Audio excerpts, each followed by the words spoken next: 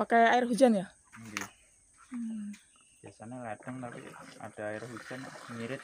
Ngirit. Ini apa yang ditaruh di nih semprotan ini, Mas? Ada fungisida sama itu insektisida. Insektisida. Itu pakai leli. Terus pakai dimolis. Dosisnya berapa mili nih, Mas? Kalau dimolis tuh pakai 10 mili Mas. Kalau astonis tuh pakai 10 mili juga. 10 mili ya. Okay. Kalsiumnya itu yang 40 mili.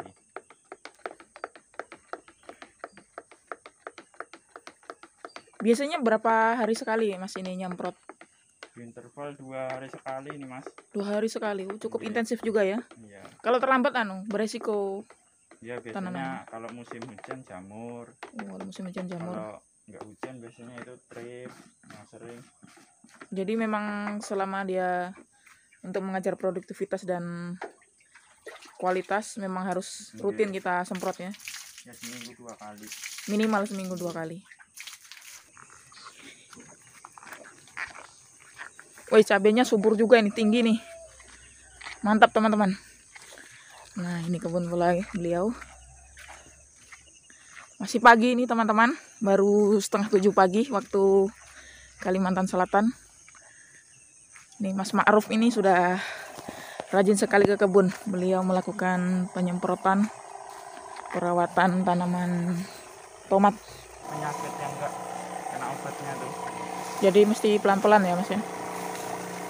Kira-kira rata gitu. Untuk musim hujan ini yang paling beresiko jamur ya. Jamur Mas. Ini penyakit kayak ini yang agak kuning daunnya nih. Yang seperti ini. Saya atau memang tua ya? Cuma kalau anggapan saya ya mungkin jamur Bang. Jamur itulah kemungkinan. Mas Ma'ruf ini sejak kapan ini menggeluti pertanian ini Mas? Kalau bertani ya mulai kecil tuh ada ikut mbah Bang Mas. Kayak ke sawah gitu bantu-bantu. Terus ya mulai lulus sekolah tuh ya belajar nanam-nanam Bang. Sejak lulus SMA ya? SMK. Terus belajar mandiri, bertani sendiri gitu. Ya belajar nanam-nanam. Jadi apa yang membuat Mas Ma'ruf ini tertarik ke dunia pertanian? Kan kalau saat ini lebih cenderung generasi kita sekarang ini milenial ini kan lebih suka merantau, kerja di pabrik, di kota lah. Kalau untuk Mas sendiri kenapa memilih bertani? Ya keluar dari ruang lingkup yang aman lah, kayak mencari resiko. Kalau misalnya bertani ini kan kadang untungnya ada yang besar, kadang ada yang kecil. Nah di situ saya mencari keuntungan yang besar, pasti kan resikonya juga besar. Jadi saya mencari di situ. Terutama ya kayak petani muda ini kan sudah nggak ada, jarang mungkin. Jadi ya mungkin lah mudah-mudahan menjadi salah satu generasi petani muda. Amin. Jadi untuk saat ini bagi Mas sendiri, apakah sudah cukup menghasilkan dalam menggeluti usaha pertanian ini? Ya alhamdulillah sudah ada lah Mas. Ya beberapa ya contohnya kayak nggak minta uang jajan lagi sama orang tua. Mungkin sudah bisa beli sesuatu lah yang dikepingini dari hasil pertanian ini. Bocoran nih Mas, terakhir kali panen periode yang sebelum ini, kalau boleh tahu nih, buka sedikit ya. Mas Ma'ruf ini panen dan menghasilkan berapa duit nih periode sebelum yang ini? Kalau sebelumnya itu yang di sawah tuh ya mungkin kira-kira aja Mas lah. Ya mungkin kira-kira kalau dari 2 bungkus tomat itu sekitaran, kalau di sawah itu sekitaran 2.700 batang aja itu.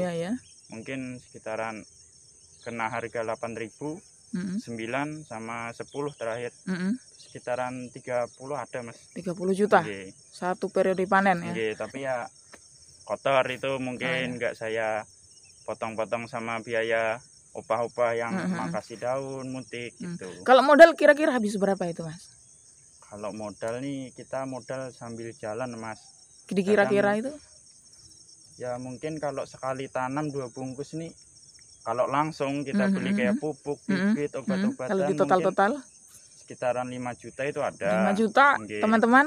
Beliau panen minimal yang terakhir 30 juta. Nah, satu motor besar baru itu. Nggih. Kalau yang ini prediksi 5 ton ya. Mudah-mudahan kalau harga bagus untuk saat ini tembus ya Mas ya Nggih, 50 juta. mudah-mudahan tembus, Ya, Mas. mudah-mudahan.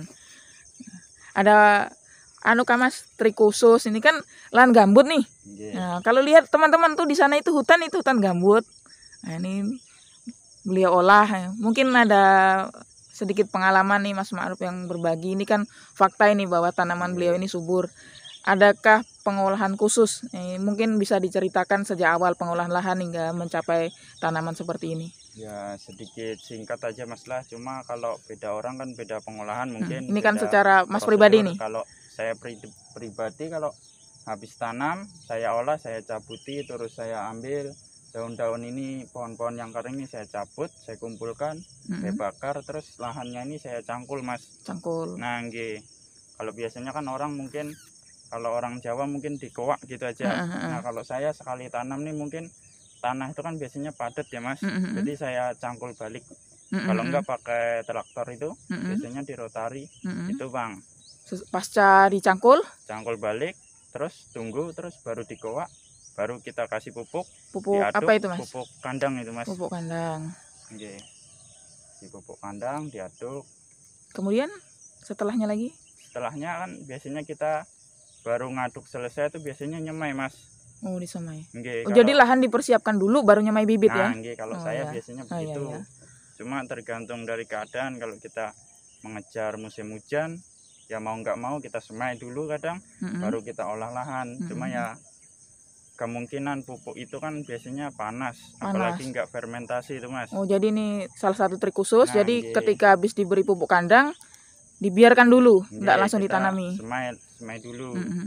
Interval waktunya biasanya berapa hari itu Mas, dari kita menaruh pupuk kandang di lahan sampai bisa ditanami itu kira-kira normalnya berapa hari itu? Kalau saya biasanya itu selesai koak pasang pupuk, saya semai biasanya itu kisaran 20 hari kan itu baru bisa ditanam. Nah, sekitaran 20 hari itu kan pupuk sudah diaduk, biasanya sudah dingin Mas lah. Iya. Nah, jadi sekitaran 20 hari itu baru bisa ditanami. Ada aplikasi lain nggak Mas di dasaran itu selain pupuk kandang? Kalau saya biasanya saya kasih pupuk dasaran SP Mas, cuma SP36 sedikit. SP36 tuh sedikit. Kapur juga biasanya. Kapur bisa. Atau yang lain Kapur lagi tuh ada? yang terutama lah kalau bagi saya. Oh, yang paling utama Nggih, ya. Jadi biasanya kalau di kan- lahan gambut ini memang kapur Nah, yang paling nggih. utama. Soalnya di sini kan rata-rata airnya kan masem tuh Mas. Apalagi yang nggak ada sumber pengairan dari irigasi tuh. Itu Bang kalau saya pribadi. Oh, ya. Jadi sesudah pasca tanam itu ada perlakuan khusus juga? Perlakuan khusus biasanya kalau habis ditanam tuh sekitaran umur 7 hari itu saya kocor Mas. Sudah mulai dikocor pupuk Nggih, itu? Kocor pupuk Pupuk cuma organik? dengan dosis kecil aja. Dosis Pupuk rendah. NPK biasanya. Itu kalau saya biasanya. Oh, iya. Jadi akhirnya bisa seperti ini nih. Usia berapa hari tanam ini Mas? Ini sekitaran 40, ya sekitaran kurang lebih 40 harian tanam ini Mas. 40 hari sejak ditanam ya. Nggih, Rutin perawatan seperti tadi Mas ya, disemprot nggih. Paling bergantian kah pupuk organik dengan fungisida, insektisida atau bagaimana? kalau saya supaya lebih cepat insek sama fungi itu saya campur Mas, terus saya kasih pupuk daun mungkin ada kayak kalsium langsung saja Bang saya campur dari satu tangki itu. Oh ya. Nah, ini lagi sedikit ya. Ini kan tadi kan cerita manisnya nih. Cerita yang bagusnya, enaknya. Pernah nggak ngalami nih gagal panen? Mas Ma'ruf nih, petani muda nih. Tahun semalam itu tomat sudah kayak gini ya Mas.